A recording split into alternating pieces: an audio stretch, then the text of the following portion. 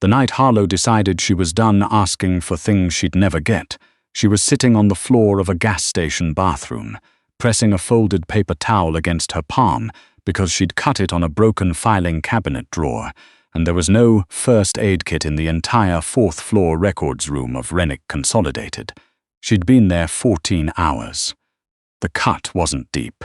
It just bled the way small things do when you're too tired to make them stop. She washed her hands, dried them on her jeans because the paper towel dispenser was empty, looked at herself in the mirror above the sink. The kind of mirror that's scratched enough that you can pretend you look better than you do. And said, out loud, to nobody, "You are not going to cry in a gas station bathroom on a Tuesday." She didn't. She went back to work. That was 3 years before Rennick walked into the records room, unannounced on a Wednesday evening in October, and found her eating dry cereal out of a Ziploc bag because she'd forgotten to eat lunch and dinner had slipped away from her while she was cross-referencing acquisition files from 2019 that didn't match the 2021 ledgers. And something in that gap was bothering her the way a splinter bothers you. Not enough to stop everything, but enough that you can't stop pressing on it. She heard the door. She didn't look up. "Records is closed," she said, because it was technically past 7, and the only reason she was still there was that nobody had told her she had to leave, and she hadn't thought to ask. "I'm aware." She looked up then. Dorian Rennick was not a man you looked at, and immediately understood. He was tall in the way that men who've spent a long time being the tallest in every room sometimes forget to use, like he'd learned early that taking up space was a choice, not a right, and he made it deliberately. Dark coat. No tie. A jaw that looked like it had been decided rather than grown, and eyes that were doing the thing eyes do when the person behind them is calculating something and doesn't particularly care if you notice. Harlow had worked for Rennick Consolidated for 2 years and 3 months. She had seen Dorian Rennick exactly 4 times in that period, once at the company-wide address in January, once in the elevator when he didn't acknowledge her, once through a glass wall when she was delivering budget summaries to his floor, and once in the parking garage at 6 in the morning when she'd been arriving and he'd been leaving, or perhaps the other way around. She still wasn't sure which. She had not, in any of those 4 instances, been eating dry cereal out of a Ziploc bag. She set the bag down on the desk. "Mr. Rennick," she said, "the way you say the name of someone whose name you've been trained not to say casually." He didn't respond to his name.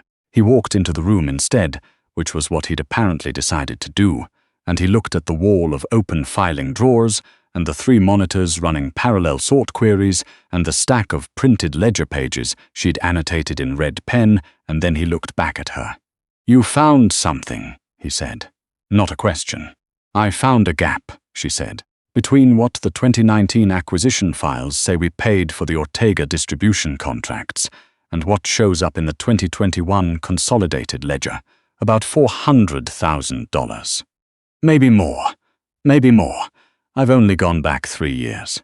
The discrepancy pattern suggests it started earlier." He pulled out the chair across from her desk, nobody's chair. A chair that existed for the theoretical person who might someday sit across from Harlow, which nobody ever had, and he sat down. This was not something that happened to Harlow at work. Executives did not sit across from her in records and wait for her to continue. Executives sent emails. They sent requests through intermediaries. They sent other people to pick up documents that Harlow had already compiled, already annotated, already flagged with color-coded tabs that nobody ever acknowledged. She continued anyway because the gap was real and it was bothering her, and it had been bothering her since Monday, and that felt like enough reason.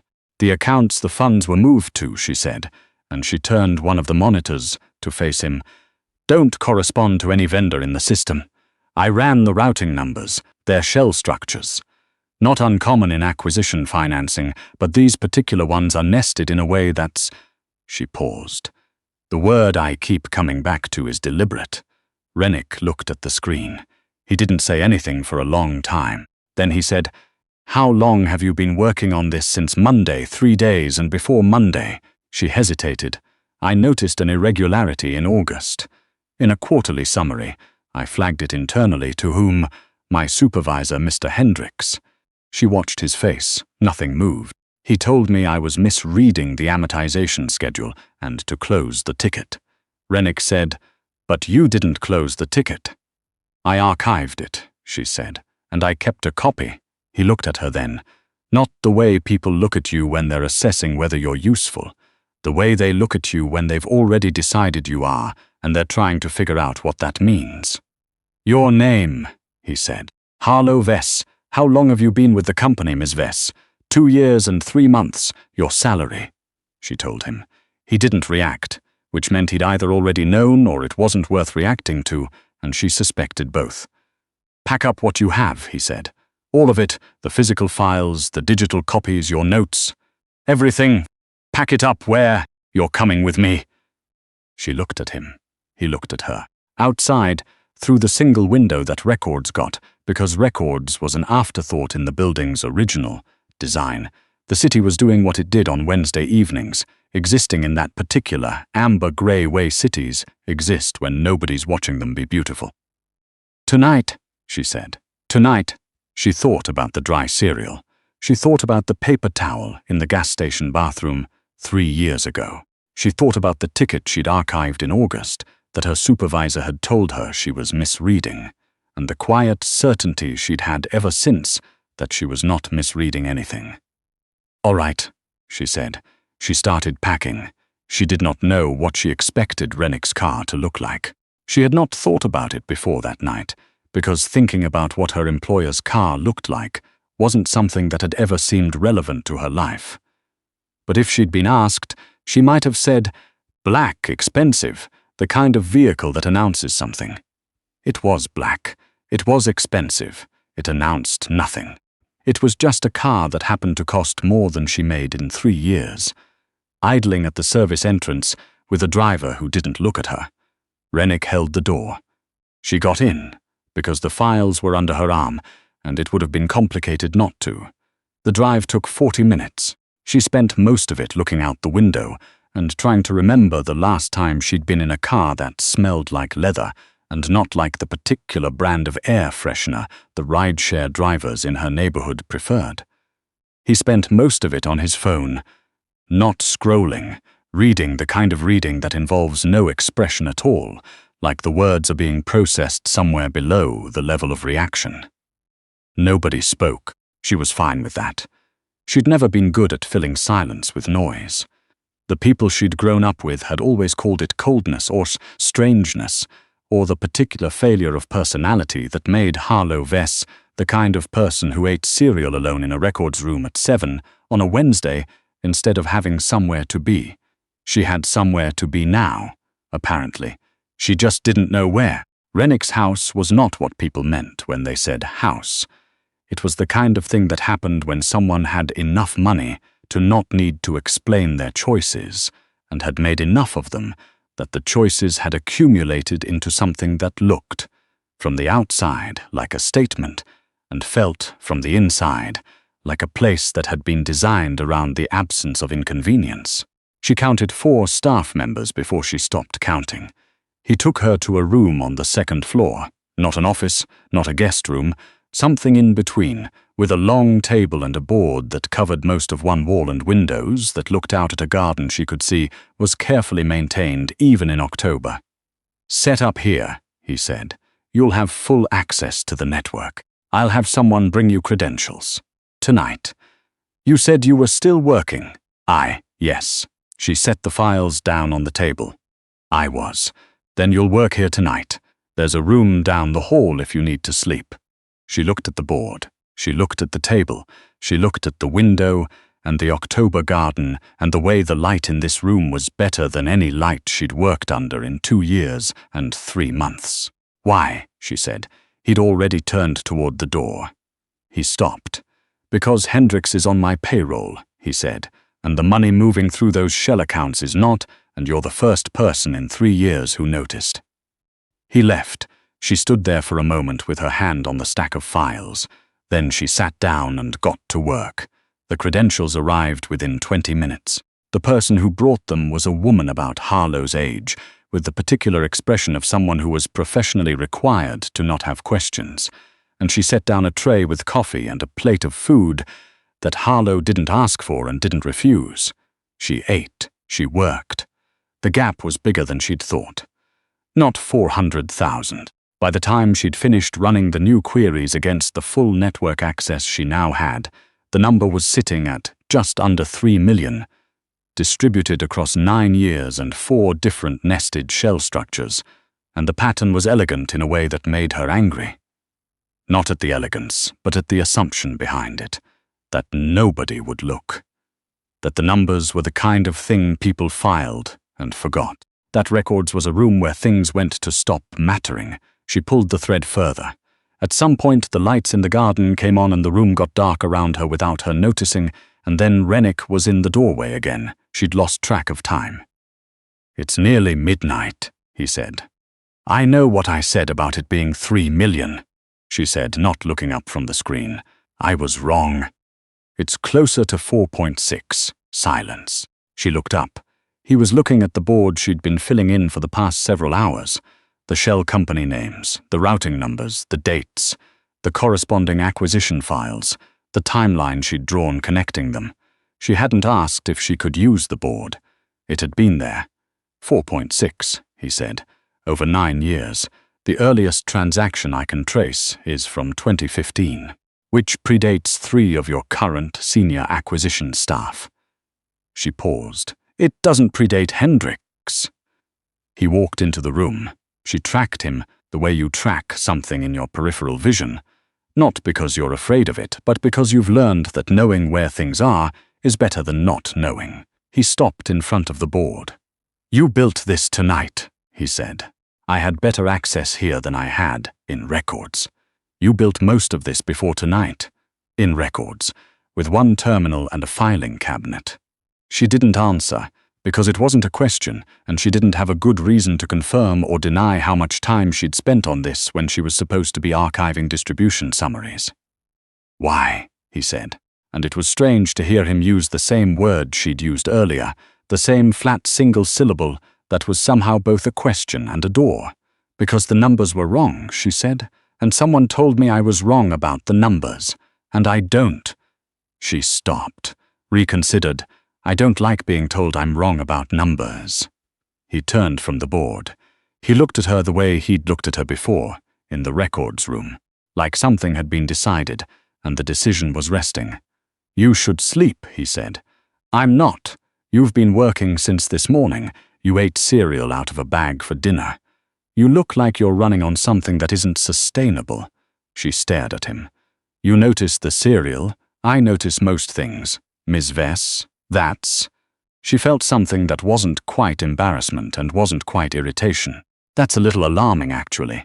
Something moved at the corner of his mouth. Not quite a smile, more like the shadow of the shape a smile would have. "The room down the hall," he said. "There are things you'll need in the cabinet. Sleep. We'll continue this in the morning." He left again. She sat there for a moment, looking at the board. $4.6 million and 9 years of careful, invisible movement, and the man responsible had been sitting in the meeting where she'd been told she was misreading the amortization schedule, probably listening, probably calculating. She thought about the ticket she'd archived in August. She thought about Rennick saying the first person in 3 years who noticed. She went to sleep. She woke up disoriented in a way that takes a moment to process. The ceiling was wrong, the light was wrong, the smell was wrong in the particular way that nice things smell wrong when you're not used to them. Then she remembered. She lay there for exactly 30 seconds, allowing herself to process the situation, which was. She had spent the night in her employer's house, and her employer was Dorian Rennick, who was by any reasonable account not an employer in the conventional sense, but rather the kind of man about whom certain things were understood without being stated. She'd grown up on the south side of the city. She'd grown up in the kind of neighborhood where certain names carried certain weights, and Rennick was one of those names. Not because it was loud, because it wasn't. The names that were never loud were always the ones that meant something real. She'd taken the job with Rennick Consolidated because it paid more than the county auditor's office, and she owed $38,000 in medical debt from a situation 2 years prior that she did not discuss with anyone. And the pay grade had been enough, and she had told herself that the fact that she knew the name was fine. It was fine. She was a records clerk. She would keep her head down and do the numbers and go home. She'd been keeping her head down for 2 years and 3 months. Then the numbers were wrong, and she had not been able to let that go. She got up, found her clothes from the night before, folded, she realized, which meant someone had come in while she was sleeping, which was unsettling, but the alternative was sleeping in her blazer, and went back to the room with the board. Rennick was already there. He was standing at the window with a cup of coffee, reading something on his phone in the same way he'd been reading in the car. Without expression, processing. He'd changed clothes. There was something slightly different about him in daylight, in a room she'd built half of overnight, something that wasn't smaller exactly, but was more present. Less like a conclusion and more like a person in the middle of something. "The file's on the table," he said, without turning around. "Credentials for a secondary system. There are 2 years of outgoing vendor payments I need you to check against what you built last night." She sat down. She checked. It took 3 hours. He left twice. Once for a call he took in the hallway in a voice she couldn't hear through the door. Once for something that involved 2 other men she saw briefly in the corridor, who had the particular quality of men who are paid to be in the way of things. He came back both times. He did not explain either absence. She did not ask. At the end of the 3 hours she had a revised total, and a name she recognized, and a date that corresponded to something she'd noticed, almost as an aside, in the August summary that had started all of this. She pushed back from the table. "The secondary disbursements match the pattern," she said, "but they're going somewhere different, not Hendricks. Or not only Hendricks." She pulled up the routing summary. "There's a secondary recipient. Payments routed through a holding company in Delaware, quarterly disbursements since 2017. And the signatory on the Delaware entity is..." She stopped. She looked at the name on the screen. She looked at Rennick. Something in his face had changed. Not much, but she'd been watching it long enough at this point to know what it looked like when nothing changed. And this was not that. "You already knew," she said. He said nothing. "You knew about the Delaware entity. You maybe knew about Hendricks." She sat back. "What you didn't know was the scale. And you didn't know I had all of this in a room downstairs without being told to find it." He turned from the window. "You're not asking me what I'm going to do with this information," he said. "That's not my part," she said. "My part is the numbers. What happens after the numbers is yours. Most people in your position," he said slowly, "would be asking questions, right now, about what this company is, what I am, whether they're sitting in a room with someone they should be afraid of. I know what this company is," Harlow said. "I knew what it was when I took the job, and you took it anyway. I needed the money. It came out flat, the way true things sometimes do when you've stopped dressing them up." She had needed the money. She had $38,000 in medical debt, and a landlord who was raising rent, and a family who had stopped calling after she'd stopped being able to visit for the holidays. Because the bus fare and the time off were both things she didn't have, and she had needed the money, and the number on the offer letter had been a number that could change things. It had changed things. She was here, wasn't she? Rennick was quiet for a long moment. "The medical debt," he said. She looked at him. "I didn't mention medical debt. You mentioned needing money. You said it the way people say it when it's not abstract." He paused. "You work 14-hour days. You eat cereal out of a bag. You have the kind of focus that only exists when someone has learned that stopping costs something." She wanted to tell him he was wrong. She found she couldn't, which was the most irritating thing. "That's not your business," she said instead. "No," he said. "It's not." He went back to the window. She went back to the files. Outside, the October garden was doing something complicated with the morning light, gold and brown, and the particular color of things that are ending gracefully. After a while he said, "I'm going to need you to compile everything you have into a format that can be used externally. not for our legal team, for someone outside the company. A prosecutor, someone who handles situations like this without becoming a situation themselves. Understood. She made a note. How long do I have? However long you need. That's not a number. 3 days. That's a number. She started compiling. She stayed 3 days. She was not sure, afterward, that she could have explained why it felt like less than that. Maybe because the work was the kind of work she was good at and rarely got to do fully. The kind where you pull one thread and it connects to another, and that one to another, and at some point, the whole thing is visible in a way that it wasn't before, and that visibility feels like something, not just usefulness, but something closer to purpose, though she would not have said that word out loud. Maybe because Rennick was, in the way of people who are very controlled and very precise, surprisingly easy to be around when you understood that the control was a system and not a wall. He didn't talk much, neither did she. They worked in the same room the same way two people can occupy the same quiet and not disturb each other's version of it, and meals appeared at intervals, and at some point on the second day, he told her to stop calling him Mr. Rennick because it made him feel like someone was talking to someone else. "What do I call you?" she said. "Dorian," he said. She had not been able to use it yet. It sat there, available. On the third morning, she handed him the compiled file. He looked through it in that way he had of looking through things, completely, without rushing, giving each page exactly what it required.